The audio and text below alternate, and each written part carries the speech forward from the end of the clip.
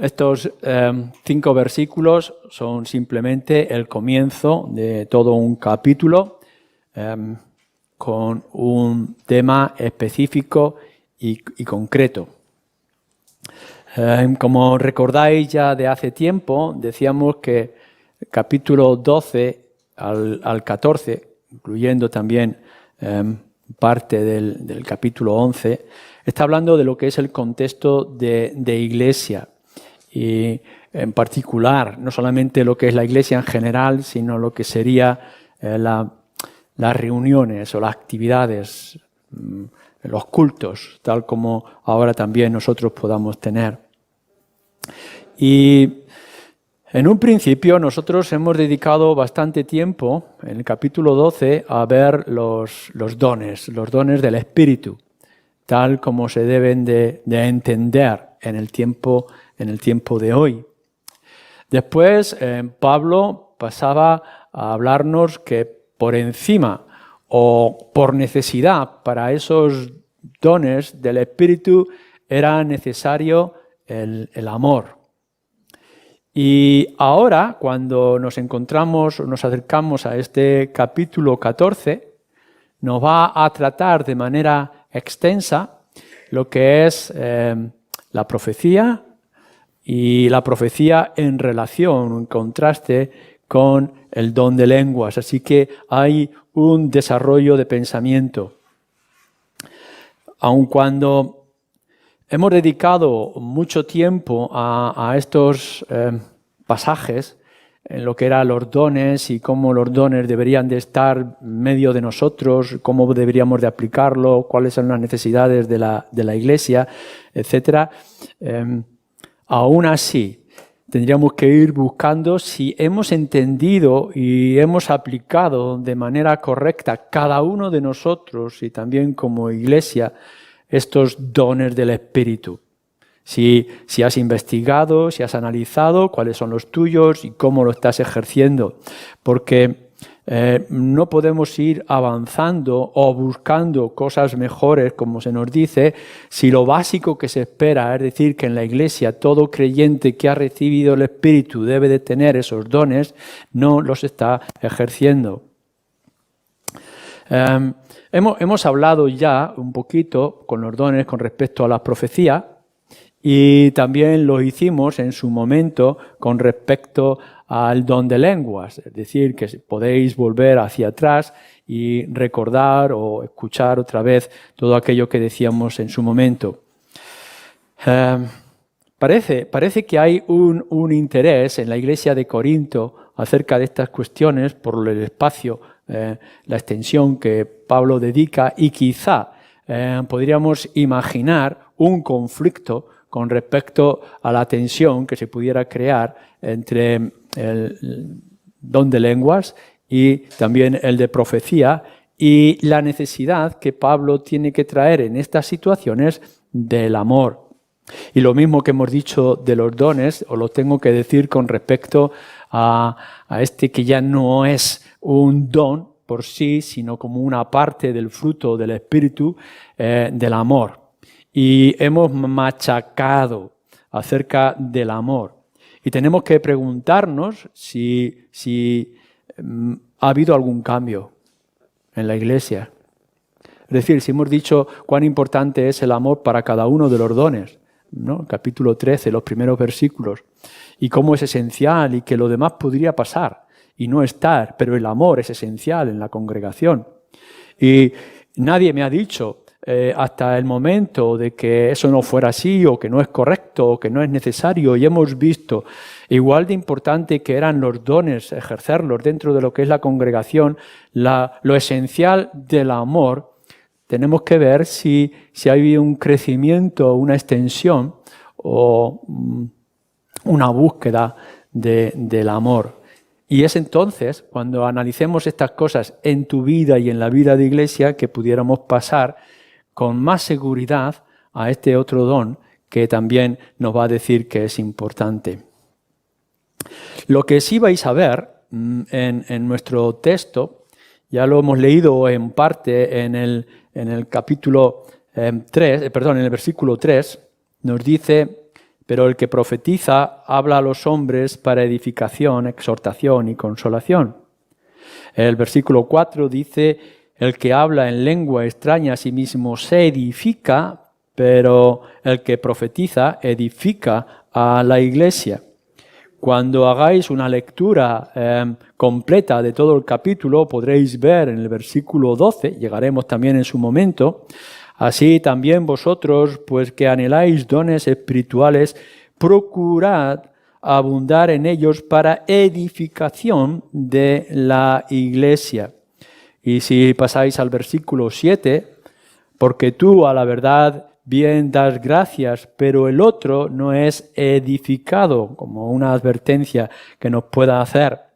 Y veis en el versículo 26 que hay pues, hermanos, cuando os reunís, cada uno de vosotros tiene salmo, tiene doctrina, tiene lengua, tiene revelación, tiene interpretación. Hágase todo para edificación. Por tanto, cuando nosotros tengamos que tratar este asunto o este capítulo, tendremos que darnos cuenta de la centralidad del tema que Pablo está buscando, que es la edificación. Al final, los dones son para edificación y el amor también es para edificación, por tanto, este don o estos dones en particulares son para edificación. Yo no me voy a tratar en esta mañana qué es lo que haces tú en tu vida privada y cómo tú ejerces este privilegio de dones que el Señor nos ha dado, cómo los usas o cómo haces en tu casa o en tus cultos familiares, etc. Pero sí lo que tenéis que tener en cuenta y claro, lo que Pablo quiere tratar, lo está diciendo muy claro en el capítulo, es que esto se está buscando, se requiere para la edificación de la iglesia. Así que cuando nosotros comenzamos este primer versículo y lo terminamos al final del capítulo, lo que tendremos que estar buscando es la edificación de esta iglesia. Y tendremos que ver si realmente lo estamos consiguiendo. No te estoy invitando en ninguna manera a que vayas a tu casa y te regocijes en los dones que te ha dado, o que puedas estar diciendo todo lo que se ha dicho es muy bonito y muy adecuado, pero sigamos sin edificar a la iglesia. Bien, fijaros bien cómo comienza el versículo primero, el capítulo. Seguid el amor y procurar los dones espirituales, pero sobre todo que profeticéis. Este versículo es un puente.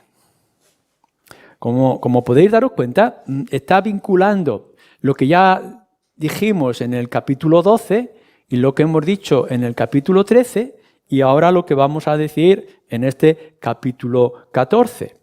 Porque nos está hablando, capítulo 13, de los dones del Espíritu, capítulo 12, de los dones del Espíritu, capítulo 13, acerca del amor, y ahora que nos va a introducir en el don especial de la profecía que va a tratar en el capítulo 14. Así que es un común puente que vincula lo que ya se ha dicho con lo que nos va a decir después. Y Pablo lo presenta de esta manera que creo que es esencial que lo tengamos en cuenta. Primero, seguid el amor. Ya en su tiempo lo hemos hablado, como hemos dicho, hemos sido muy cansinos a la hora de tratar el pasaje completo del capítulo 13 acerca del amor. Pero quisiera señalar lo que nos está diciendo aquí. Seguid, que en griego lo que nos estaría diciendo es que persigáis el amor. Es decir, id detrás de él. Eso es lo que nos está diciendo.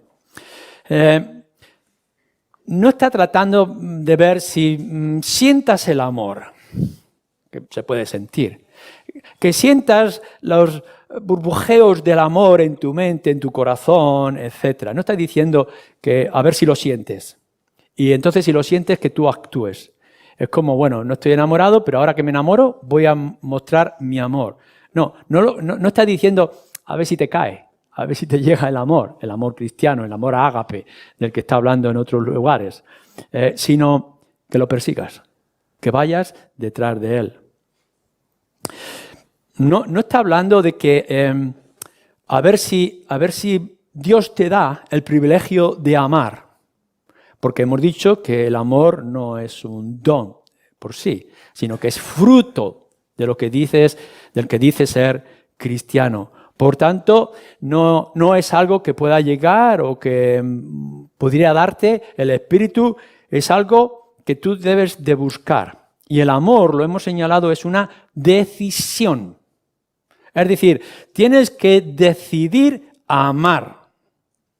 Por eso es que nos exige la Escritura que incluso amemos a nuestros enemigos, porque si fuera de sentimientos y deseos, nunca llegaríamos a amar a nuestros enemigos. A Dios sí es fácil amarlo por su generosidad, misericordia, etc. Pero a nuestros enemigos, a este hermano más duro y difícil, bueno, pues eso es lo que está diciendo. Perseguid el amor, seguirlo, buscarlo. Ya hemos dicho lo imprescindible, lo exigente, lo necesario del amor en nuestras vidas. Así que, hermanos, antes de que pasemos a este don o a estos dones, dejadme que yo lo vuelva a preguntar y que sea repetitivo. ¿Estáis yendo detrás de ese amor que nos dice que tiene que haber en la iglesia? ¿Lo estamos buscando? ¿Lo estamos persiguiendo? ¿Habéis visto ese perro cazador cuando ve a su presa, que se fatiga e incluso es capaz de perecer por no dejar escapar esa pieza que tiene por delante? Pues de la misma manera nos está diciendo a nosotros los creyentes que tenemos que perseguir el amor. Y no simplemente es que nuestra vida vaya en persecución de este amor, sino que lo alcance. El seguir al amor significa que le echemos caza, que lo hagas parte de tu vida y parte, por tanto, de tu actividad. No es que ames las cosas que te gustan o las cosas que te producen placer. Lo que está diciendo es que el amor tiene que estar en todo lugar, en todo momento y ahora particularmente en lo que es la vida de iglesia y cómo lo manifestamos en nuestro ejercicio de adoración o de comunión. Haz que sea parte el amor de tu vida, que esté en todos los elementos desde que te levantas hasta que te acuestas. Y seguir el amor implica, en tercer lugar, ir donde Él te lleve. Hay otras situaciones donde podremos llegar y decir, ya es suficiente o he ido demasiado lejos y por tanto tengo que parar a la hora incluso del ejercicio de los diferentes dones que se nos requiere prudencia. O a la hora de demandar ciertas cosas en nuestra vida cristiana o en la vida de otros. Pero creo que podemos decir que si hay un verdadero amor cristiano que viene del fruto del Espíritu y que lo ejercemos de la manera adecuada, no solamente es que tenemos que ir detrás, sino que cuando lo alcances te dejes llevar. Donde te lleve el amor, no importa.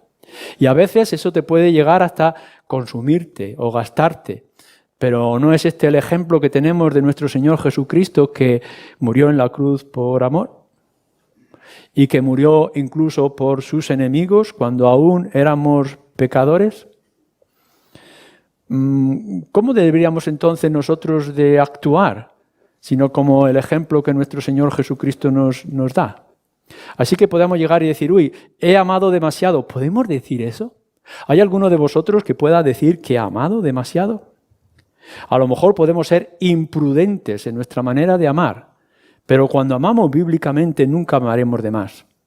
Por tanto, déjate llevar, síguelo, tómalo y que Él te lleve a donde quiera llevarte. Y en el ejercicio de los dones y de la vida cristiana en particular. En segundo lugar, este versículo nos está diciendo que debemos de procurar los dones espirituales, los espirituales, nos dice. Es decir, debemos de desear o debemos de tener un celo especial, la palabra viene de ese original del celo, un celo especial por los dones espirituales.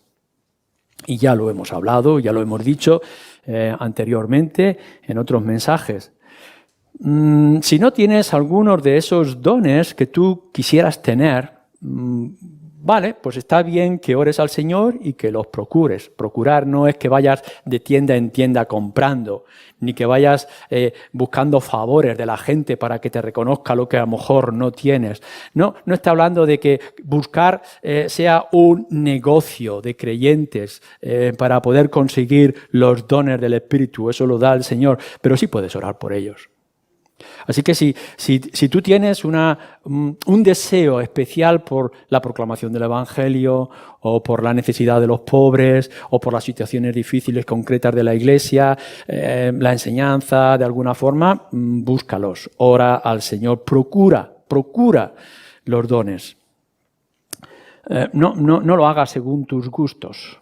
Me va a dar más placer, más descanso, son más cómodos, me va a dar más fama, me va a dar reconocimiento en la congregación, pobre de vosotros si estáis pensando en esto.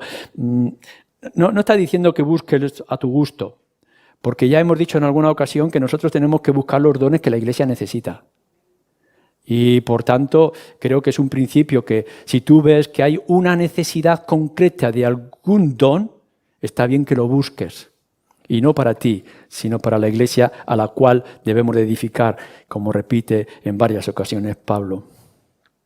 Y si no lo tienes, hemos dicho también, si no tienes ese don que te gustaría tener, o que de alguna manera tú puedas envidiar en el otro que los tiene, confórmate con lo que tienes y sirve al Señor en tus circunstancias. Porque el Señor puede hacer mucho con muy poco. Por tanto, sí, procura los dones, y los dones mejores, como nos va a decir en otro lugar. Pero ya que el Señor te ha dado ese don en particular que tienes por ser creyente, úsalo bien, úsalo para su gloria y úsalo para edificar a la Iglesia. Y entonces, en tercer lugar, nos dice nuestro versículo que profeticemos. Seguid al amor, procurar los dones espirituales, pero sobre todo que profeticéis. Y entonces ya entramos en el terreno de lo que viene por delante. Ya no es tanto lo que estaba diciendo del pasado, lo que ya se ha dicho en el capítulo 12, capítulo 13, sino que ahora nos va a hablar en particular de la profecía, o de profetizar, o de traer palabra profética. No tenemos aquí en nuestro pasaje, en este capítulo, una definición de lo que es profecía. Incluso no hay un lugar concreto donde podamos decir o definir de manera completa lo que es la profecía. Ya lo definíamos cuando estábamos mirando en el capítulo 12, en el versículo 10, que nos habla de este mismo don. Yo creo que lo estamos viendo muy ampliamente los domingos por la tarde. Yo sé que algunos de vosotros no podéis estar quizás siguiendo esta serie, pero llevamos como 8 meses hablando de la palabra profética o de la voz de Dios a través de los hombres, mirando desde su origen, las definiciones que podíamos ver desde Deuteronomio, y ahora lo que lo vamos viendo, lo vimos desde el Génesis y extendiéndonos también por los libros proféticos y buscando algunas características. Por tanto, no sería necesario traer una vez más la definición de lo que queremos decir con la palabra profética o de profetizar, tal como lo podemos entender en toda esa serie. Pero en una manera resumida, lo que tenemos que decir, lo que ya se ha dicho, lo que se sigue diciendo los domingos por la tarde, es que profetizar es la proclamación de la palabra de Dios.